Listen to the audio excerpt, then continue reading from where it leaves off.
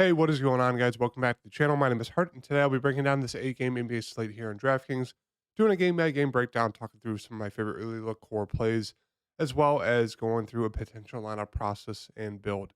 Make sure to hit that like button and subscribe. Do appreciate all the likes recently. You guys have been killing it, so thank you guys for that. And we're looking to continue this streak, cash for 3 out of the past 4 days, so hoping to make it 4 of the past 5. So let's get into this breakdown. I apologize. I still am a little sick, but getting better. So this is my lineup. Went with TJ McConnell once we got that news that he was in, but he wasn't starting. I still liked him as a play, and he did fantastic there. Double double, 43 fantasy points.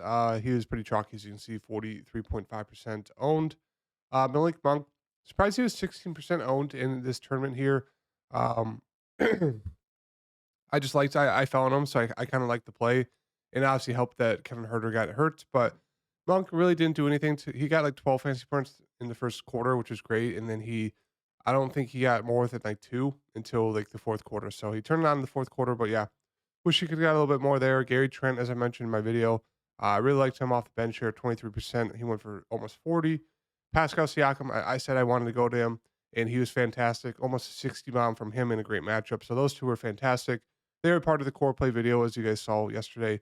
DeAndre Ayton, super disappointing. He did nothing in that second half. And then SGA just didn't, it's too score independent in that game there. Keegan Murray is okay. And then Bobby Portis is okay. So not much to complain about. I mean, I wish these guys would have done better, like Ayton, SGA, Murray, and Portis, but still cash. So looking to cash today as well, make it 4 days in a row. So starting off with the first game here, Philadelphia versus Charlotte. So the big news here is that Joel Embiid gets one of the best matchups you could ever ask for versus Charlotte. You just got to hope this game stays close. Now, as we've seen, Joel Embiid has been really turning it on recently: 57, 62, 61, 59, 70, 42 points, 39, 39, 34, 36. So we get another fantastic matchup here. If you think this game stays close, I mean, Embiid looks like one of the best spin ups of the day. Same thing with Harden. They both look fantastic. I like both of them a lot. And it's one of those things where if you want to get different from the field, you could definitely play both of them in the same lineup, kind of gain some leverage on the field there. In terms of like secondary and value plays, there's really not much. I mean, Maxi, Harris, they're fine secondary plays right now, but it's just all the usage is going to Harden and Embiid. So it's really hard to land on these guys and feel safe about it. And then if you wanted to take absolute dart throws on Milton, Niang, you could, but there's really no need. Moving on to Charlotte, on the Charlotte side, it's just not the best price tags on Oubre and Rozier. Like if you wanted to get some, sure you could. You know, Hayward, PJ look okay. You know, Nick Richards, he will start if you think he's going to stay out of foul trouble. Should be in line for 30 minutes. He'd be decent, but yeah, not a lot to like here. I wouldn't mind taking like a dart throwing guy like Kai Jones, who could get an extended run if this game does blow out, or if Richards gets in foul trouble. So I really think that might be my favorite play there, but really don't like anything on the Charlotte side right now. For Washington, obviously not the best matchup here versus Cleveland, even though Jared Allen is still out. So I do think Porzingis, Beal, and Kuzma all make for very solid secondary contrarian plays. Like I don't think many people will be landing on him. I think Porzingis is the safest. Beal's been the most aggressive recently and been doing pretty well. And then Kuzma, we know he's those games where he'll go out there and he'll shoot like 15 threes and he could have a ceiling. So I don't mind any of them, but they're just more like secondary options. The rest of the team there, with everyone back, really no need to land on anyone. I mean, sure, you could get to like a Monte Morris if you want to. He looks okay.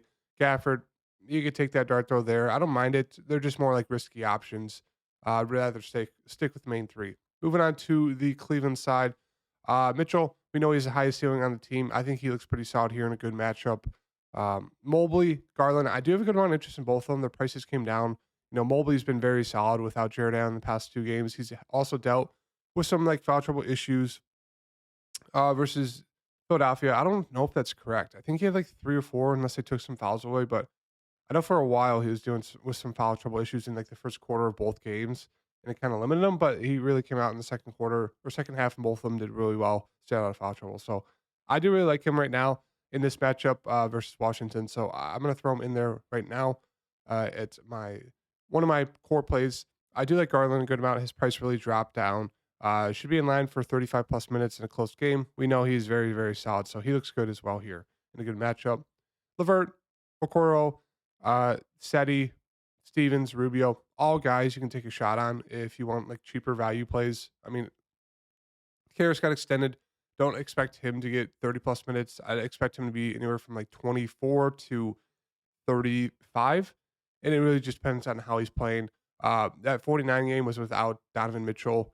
So take that out of play.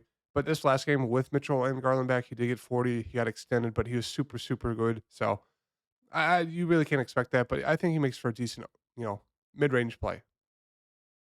Moving on to Golden State and Atlanta. One of the best game environments on the day here for Golden State and Atlanta. I think the game total is like 245, something crazy like that. But the big news here is Steph Curry. Obviously, if Steph's out, we're going to want to load up on Jordan Poole, Klay Thompson, Draymond Green, and Wiggins are also still out. So, I mean, DiVincenzo, Looney, Kuminga, you could pretty much load up on the starting five. I mean, they all look fantastic. Even Lamb off the bench there. They just signed him. He's been playing decent minutes, even a Moody. So that's the big news there that we have to wait for is Steph Curry. If he's in, it's really you could still land on Jordan and Thompson. Don't mind them, but it's really just Steph for me. And I would have interest in guys like DiVincenzo, Looney, Kuminga. Kuminga would probably get the start. I think he looked pretty solid. Even guys like Lamb off the bench, he'd be a very cheap value play that look very, very good. Same thing with Moody. Same thing with Jermichael Green. You could take a shot on him. So there's a lot to like here for the Golden State side, but it really just depends on that Steph Curry news as of right now. On the Atlanta side, I do really like Trey Young and DeJounte Murray. If I had to lean towards one, it'd probably be DeJounte, but I do think both of them look very, very solid. Capella looks decent, just still not seeing a ton of minutes, splitting the center minutes with Okongwu. I do like Hunter, Collins, and Okongwu a little bit here. I think they're all pretty cheap. They all do have decent ceilings, so they're definitely playing a huge, huge high scoring game. You can always take a shot on Bogdanovich, seeing about 20-ish minutes. If he gets hot, he could definitely go off for, 25, 30 plus fantasy points at 4,000. So he's always in play. Moving on to Minnesota and Chicago. For the Minnesota side, it's really just Anthony Edwards is the main standout play to me. Gobert, Anderson, Conley, McDaniels, they all look like secondary options. They're all fine there. We get a good matchup versus Chicago, but no, not really anyone that stands out. I mean, Anderson has been playing more minutes recently. He has been pretty aggressive, almost getting a triple double like 3 games in a row. He's kind of back on that streak once again. So if you want to ride that hot streak there, you can, but it's really just going to be Edwards for me, maybe Gobert. On the Chicago side, all three of the big three look great. It's just who do you think is going to be the one that scores the ball the most? For a while, it was Zach Levine, but he went for 7 for 22. Still was able to get you there, even with a terrible shooting night. DeMar DeRozan turning on the past 2 games, and then Vooch has been, kind of consistent but under the radar in terms of his production. So I think right now Vooch would probably be my favorite going up against Gobert. I really like that matchup for Vooch. In terms of value, Bev, Williams, Kobe White, Io are all fine. Io did get the start with Caruso out. If he's out once again, obviously Io will probably start. He'll be okay value. Kobe would see some more minutes off the bench to spell the guards. He'd be a decent dart throw play in GPPs. But yeah, that's kind of the news there. Moving on to the Pelicans in Houston. We got a great matchup here for the Pelicans. So I do really like Brandon Ingram here at 8,100. I do really like CJ at 7,700. Both should be in line for huge minutes and huge usage. So they both look great here against Houston.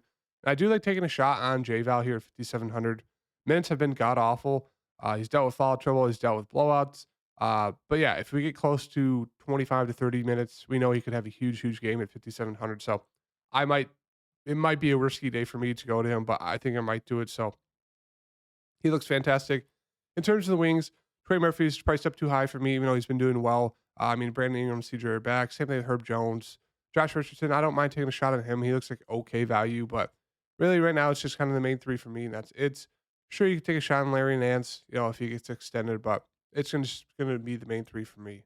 Moving on to Houston. For the Houston side, KPJ is coming off some big games recently, so I don't mind going to him at 7,500. Jalen Green just sucks. I mean, the dude absolutely screwed me that last game. 21 fantasy points, really. I mean, he's going to shoot the ball a ton. He's just super scoring independent. That's all I'm going to say about him. Sengun is just kind of priced about right. He doesn't really have a huge ceiling with KPJ and Jalen Green in there. Jabari Smith is coming back down to earth, but he's been doing decent, even with kind of the main three there. So you'd have to take a shot on him. He looks like an okay play, but I think my favorite play would be KJ Martin. He's just playing very solid minutes. Has a double-double upside. So yeah, I think he looks pretty solid here in a decent matchup at 5,300, and that's really it. Moving on to Memphis, San Antonio, another game that is just a great game environment to target. Really like Desmond Bain here. Price came down to 7,400. Hasn't been, too great without Ja. Obviously the 45 and 43, but 21, 33 and 21 before that. So he's kind of been up and down, but I love him in this matchup. He looks fantastic. Same thing with Jaren Jackson Jr. and Tyus Jones. All three of them are priced down. Not really sure why, but all three of them look great in this matchup.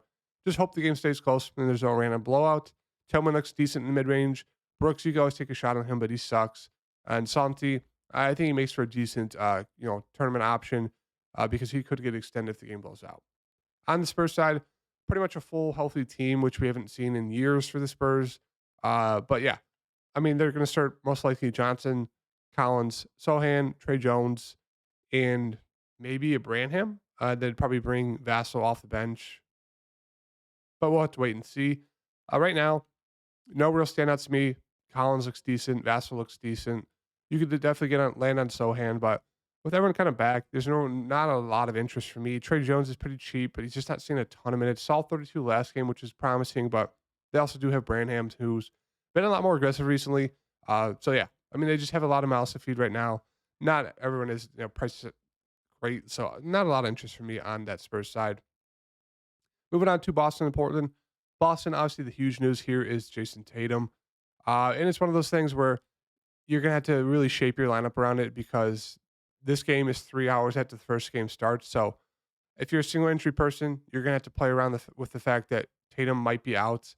I'd highly suggest you build around the fact that he might be out because if he gets ruled out, then you're going to want to load up on Jaylen Brown, Brogdon, White. They all look great. Even Smart. I mean, pretty much 3 or 4 guys are definitely in play as some of the best plays on the slate if there's no Tatum because all that usage goes to all those guys. So it's one of those risky things. If you want to fade it, hope he plays. You can definitely do that. But if he gets ruled out, then you're screwed. So it's pretty annoying because obviously it's going to start 3 hours after, and if we don't get that news till right before the lock, it's hard to obviously move your lineup around with that. So I think I'm gonna build around the fact that he's potentially gonna be ruled out. Hopefully, we get news that he's ruled out before that, or he's playing before that. But definitely keep that in mind. That's the big news there for GPPs.